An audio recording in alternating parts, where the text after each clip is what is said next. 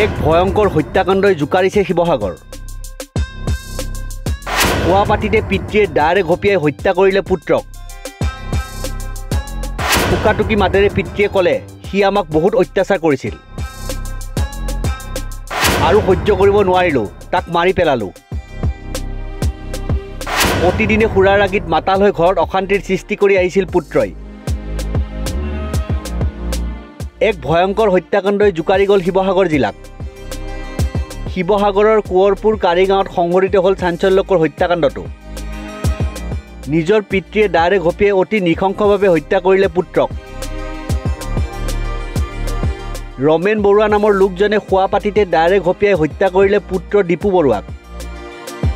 ঘটনাটো সংঘটিত হৈছে বুধবাৰৰ নিশা। সুৰামত্ত অৱস্থাত ঘৰত প্ৰৱেশ কৰিছিল দীপু বৰুৱাই। তাৰ পিছতেই আৰম্ভ হৈছিল পিতৃ মাতৃৰ ওপৰত দীপু বৰুৱাৰ অত্যাচাৰ।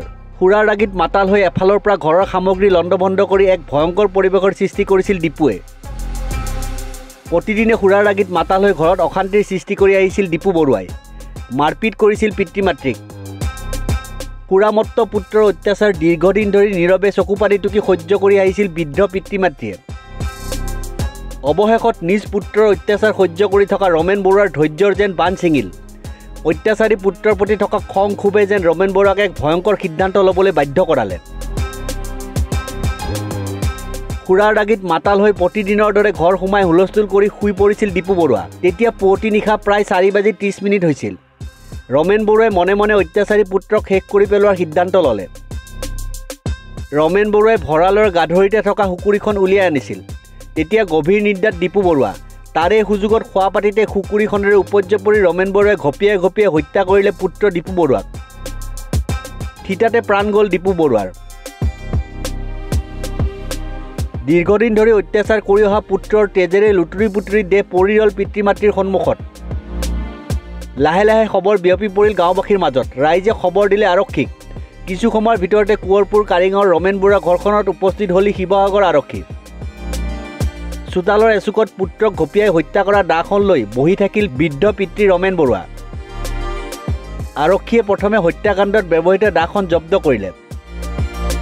আৰক্ষীৰ সন্মুখতে সংবাদ মাধ্যমে সোধা প্ৰশ্নত পিতৃ ৰমেন বৰুৱাই টুকাটুকি মাতেৰে ক'লে সি আমাক বহুত অত্যাচাৰ কৰিছিল আৰু সহ্য কৰিব নোৱাৰিলোঁ, তাক মাৰি পেলালোঁ। ঘটনাৰ তদন্ত আৰম্ভ কৰি হত্যাকাৰী পিতৃ ৰমেন বৰুৱাক গ্ৰেপ্তাৰ কৰে শিৱসাগৰ আৰক্ষীয়ে। এই ঘটনাই জোকাৰি গৈছিল শিৱসাগৰ কোঁৱৰপুৰ অঞ্চল। মদ, ড্ৰাগছ, ভাং আদিৰ গ্ৰাসত পৰি এনেদৰে শেষ হৈ গৈছিল এটা প্ৰজন্ম। তাৰে যেন এক জ্বলন্ত উদাহৰণ দীপু বৰুৱা। আপুনি কিয় কৰিলে ঘটনাটো? মই সহ্য হ'ল কি কাৰণে ঘটনাটো? খাই পিনি হয় হুলস্থুল কৰে। হয়, হুলস্থুল কৰাৰ লগে লগে হয় আমাক থাকিবলৈ নিদিয়ে। হয়, আপোনাৰ ল'ৰাটোৰ বয়স কিমান হৈছিলে? সি কিবা বিয়া পতা নেকি? সি কি কৰে এনেই? মহ কেইটামান আছে। আপোনাৰ নামটো? ৰমেন বৰুৱা। ৰমেন বৰুৱা। তাৰ নাম কি? দীপু বৰুৱা।